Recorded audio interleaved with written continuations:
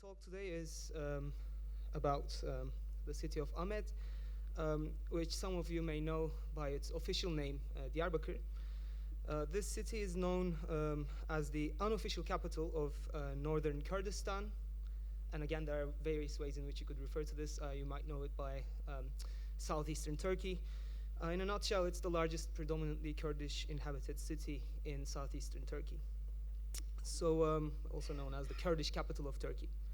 So what I'll present today is part of a larger project that aims to reimagine the relations between expertise, or the figure of the expert, in relation to indigeneity and that which is local, at a time when I think these notions have become key to interrogating the Anthropocene as a question of colonization, racialization, and violence. So today, it is the very first time that I'm presenting this material, as I've recently returned from Amed after spending the better part of this year there. Throughout this time, the people whose insights I'll discuss in this presentation have involved me in their work, not just as an observer, but also a contributor, making me an interlocutor for them as much as they were for me. So here, obviously, I'd also like to thank them too. For involving me so generously in their work. So I'll be talking about the Tigris, more specifically the upper Tigris. That's why I've placed this map. Up here, you see the Euphrates and the Tigris, Kurdistan. In relation to them, that's broadly where the kind of Euphrates and Tigris basin is located in relation to Kurdistan. So, okay, I'll try to stick to this text. Last December, after a fortnight of unusually heavy rainfall, a floodgate collapsed at a major dam on the Tigris, located 50 kilometers upstream of Amed. The dam is one of the first four the Turkish state built in the 1980s as part of its ongoing so-called Southeastern Anatolia project. The resulting flood reached as far as central Amed, inundating parts of the city's riverside neighborhood and gardens. A group of Kurdish engineers from the city, who are also members of its largest eco-activist collective, rushed upstream to the dam to examine the collapse and to inquire with the technical staff on site. But no interlocutors were present at the dam except a security guard in his 70s. "Where are the technicians, the engineers?" the group exclaimed. The group's conversation with the guard transitioned between Turkish and Kurmanji, which is the most widely spoken dialect of Kurdish. The guard struggled with both, as his mother tongue was Zazaki, which is a local Kurdish dialect, effectively unintelligible to Kurmanji speakers. Trembling with fear, he admitted that no technical staff were present. They had instructed him by phone to adjust the floodgates once heavy downpours were in evidence. The group asked where the spare floodgate was. The guard replied that it was sent away a while ago to be used in another major dam construction nearby. "What a mess," commented one engineer. "The state keeps boasting about these dams, but all they've left in charge is an elderly watchman who cannot even speak proper Turkish. If only they did their job properly," remarked another. Now, the exchange at the dam is significant because it differs from better-known pro-Kurdish attitudes towards large-scale infrastructures. As scholars like Joost Jongerden and Leila Harris have previously shown, pro-Kurdish activists have long seen large-scale dams as instruments of war, or in Dennis Rogers and Bruce O'Neill's terms, actively violent infrastructure. But the engineers' scrutiny of the collapsed floodgate centered on the extent to which the state and its infrastructures live up to their own promise of expertise and standard. They saw this as evidenceable by proper maintenance, proper staffing, and even proper command of the official national language, which is otherwise considered by politically active Kurds the stuff of the state's oppressive policies. Theirs was an expert-to-expert tone, rather than just one of indigeneity versus science, or the locals versus the authorities. Now, expertise is the subject of a growing literature that explores how the often violent histories through which nation-states are founded and sustained inform contemporary politics of ecology. This literature has critiqued expertise's associations with universalism exposing its inextricability from the nation state, and more specifically showing how its universalist associations are mobilized by nation-state craft to manage that which is local in both a social and material sense. The critics have therefore tended to exhibit a particular concern for the local and the particular. What then to make of the Kurdish engineers' shift from antagonizing expertise, as such, to holding it answerable to its own promise? What might this shift mean for the politics of violence's infrastructurality and environmentality? What might be its political potentials and limitations for contending with the infrastructural and environmental workings of state violence? Before I explore these questions further, some context and background is in order. So the context is one that's framed by the flare-up of war in northern Kurdistan in 2015, which concluded more than 6 years of a semi-official peace process that followed more than 2 decades of fighting between the Kurdistan Workers' Party, or PKK, and Turkey's armed forces. As part of this latest episode of war that started in 2015, the central government ousted democratically elected pro-Kurdish mayors across Turkey's Kurdistan, replacing them with unelected and centrally appointed so-called caretakers. Many of the experts I'm discussing today previously worked under the pro-Kurdish mayors at municipal departments like Parks and Gardens or Infrastructure and Public Works. Like the mayors, they too were discharged from duty during the central government's usurpation of these municipalities. Upon dismissal, they turned to other political arenas, including board membership of professional organizations like the mining engineers chamber, the kind of agriculture engineers chamber, etc., which represent their expertise, as well as activism, as well as turning to activism in a broader sense. In short, today the expertise of these experts has both technoscientific and party political import. Prior to these recent dismissals, the metropolitan municipality in Amed had been run by pro-Kurdish politicians for more than a decade and a half. Most of this period was spent under someone called Osman Baydemir, who served between 2004 and 2014.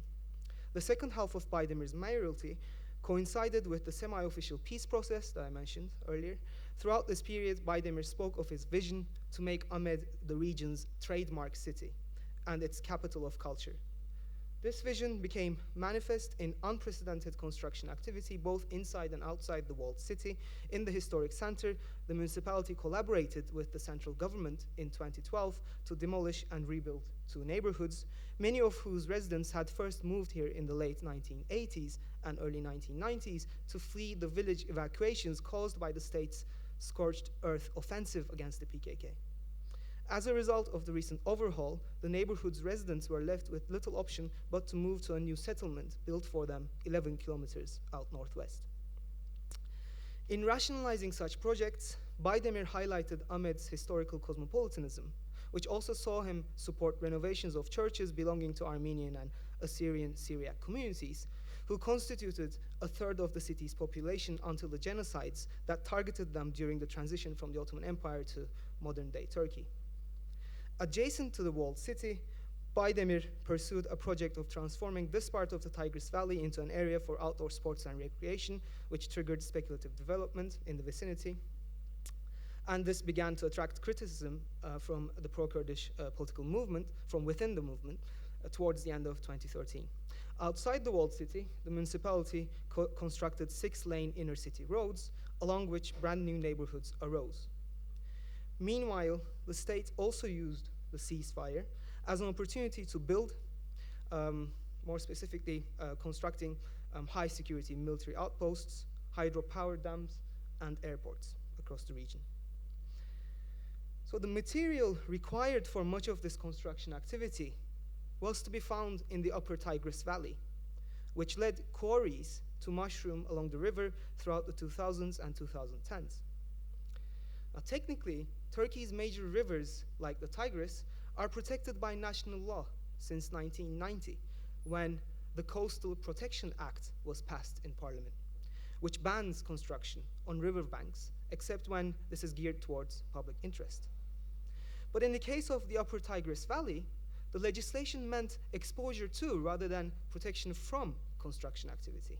It did so by defining precisely where the Tigris River was to be considered originating from the district of Bismil, which is 50 kilometers downstream of central Amed and 100 kilometers downstream of where the Tigris actually originates and where the two dams built on it, the first two dams built on it, still under construction then in the 1990s, when this Coastal Protection Act was issued, are located. So that's roughly where Bismil is. That's the part of the Tigris that's within the state, state of Turkey, and that's, yeah, Tigris. So to actually exclude this upper part of the Tigris from what the Tigris, legislatively speaking, was, meant to legitimize these then internationally contested dams that were built here, contested obviously by Syria and Iraq, while also enabling the material necessary for their construction to be extracted from along the upper Tigris Valley, renowned for its compositional diversity. In other words, river was premised on dam rather than dam on river. By the early 2000s, the dam reservoir had fully impounded and parts of the coast stretching north of central Amed were no longer being flooded, leaving out in the open the diverse coastal zones of sand, aggregate, and gravel produced historically by dramatic seasonal changes in the river's width, which are characteristic of the Tigris. Enter industrial-scale private quarries, which began appearing along this part of the river and grew exponentially in number and size during the late 2000s and early 2010s, when construction activity in Amed and its environs peaked. This Google Earth animation shows the location of each of these quarries, which together number more than 20. More recently, as the city's urban expansion decelerated and Turkey's construction in general went into recession, pits left behind from quarrying have been turned into industrial fish ponds. The use of groundwater for this purpose has further weakened the already sedimented river. As instruments of recent municipally overseen construction activity, the quarries are now met not only with a sense of aversion, but also with one of implication among the experts whose work I'm discussing, whether due to their former municipal roles or their general involvement in the pro-Kurdish political movement that until recently held these municipalities. And in speaking of implication here, I've got in mind Michael Rothberg's recent book on what he calls the implicated subject, which for him entails a particularly complicated subject positionality spawned by violence and which is irreducible to such clear-cut categories as victim, perpetrator, and bystander. This sense of implication in Rothberg's terms became manifest as our conversations about the destruction of the valley segued from quarries to histories much further back than the past couple of decades. One of the engineers referred to what he called, I quote, the desertification of the valley. Sorry, his words, not mine. Where's Bassett? Yeah. He referred to this desertification of the valley as a sentence we're serving and one will continue to serve for a long time to come, a sentence as in a punishment that dates from 1915. He was referring to the year that has become metonym for the Armenian and Assyrian Syriac genocides, which in the case of Turkey's Kurdistan involved significant Kurdish participation in the taking of non-Muslim life and property. The engineer elaborated on his idea that the valley's desertification or dryland degradation originated in the genocide by referring to an early 2010s agricultural revival project he participated in prior to his municipal tenure, which aimed to revive rose cultivation in Amed, and which was later taken up by the central government with the slogan that this is a city of roses, not one of terror. According to the engineer, until the early to mid-20th century, Amed indeed hosted as many as 25 rose species. The Kurds farmed them. The non-Muslims were the craftspeople who provided not only the farming tools, but also devices, such as copper distillers, necessary for making merchantable products like rose oil and rose water. These products were then sold in and around the region and bought mainly by Muslims for pilgrimage or funerary purposes. But the genocide interrupted this set of relations, suggested the engineer, not only because it annihilated the craftspeople, but also because it nationalized and centralized the industry and the economy, leaving little room, or no room, in fact, for polyculture and the non-centralized production and consumption networks Ahmed's rose trade was renowned for. Initiatives like the project to revive rose cultivation are doomed to remain niche, like a tourist attraction, argued the engineer, and continued. Neither the non-Muslims nor the business they facilitated will return. What may return is their professional memory, their expertise, and the symbiosis that hinged on it. This is what should be attempted. In a way, that's what we are now trying to do, he said. Now, this emphasis on symbiosis, I think, contrasts with the flattening and essentialist universalism, which, as people like geographer Tariq Jazil has shown, underpins the cosmopolitanism upheld by many an avowedly liberal approach to the politics of ecology.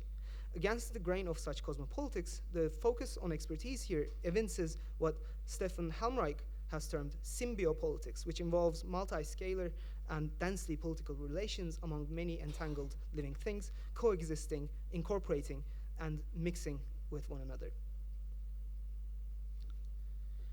Now, to end by closing the empirical loop here, I'd like to return to the spare floodgate, which ought to have been present at the dam I began with, but which had been sent off to be used in the construction of another large-scale dam. This new dam is the Silvan Dam, which is currently nearing completion on a major tributary of the Tigris, some 100 kilometers east of the dam whose floodgate collapsed. On completion, the dam will be Turkey's second largest, but there's more that distinguishes this dam from others than just its size or newness. It will also be Turkey's first dam dedicated to shale gas fracking, a technology that requires large amounts of pressurized water. Silvan has been earmarked as one of Turkey's pilot shale gas extraction sites, and trials in this respect have already begun into villages. These villages are significant not just because they offer glimpses of fracking's destructiveness, which is due to reach an industrial scale in the region upon the completion of the Silvan Dam, and which includes effects like things like the extensive use of water resources, the dying out of flora for 30 years due to the use of chemicals, the pollutive impact on air, water, and soil, to name a few effects. The villages are also significant because both were inhabited by Armenians and/or Assyrian Syriacs prior to the genocide that targeted them. Therefore, if the spare floodgate missing from the dam involved in last December's flood evidences the gross negligence of the state's experts, the new dam construction to which it was sent off helps contextualize this negligence as not an exception, but the rule of a colonialist strategy evident in the piloting of fracking in Kurdistan rather than anywhere else in Turkey.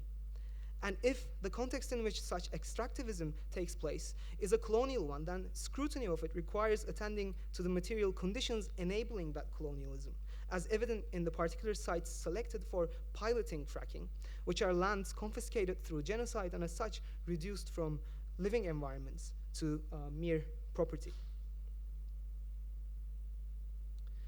Now, I'm hoping that the work of experts I've discussed this afternoon may prompt us to not only affirm but also nuance recent ethnographies of expertise.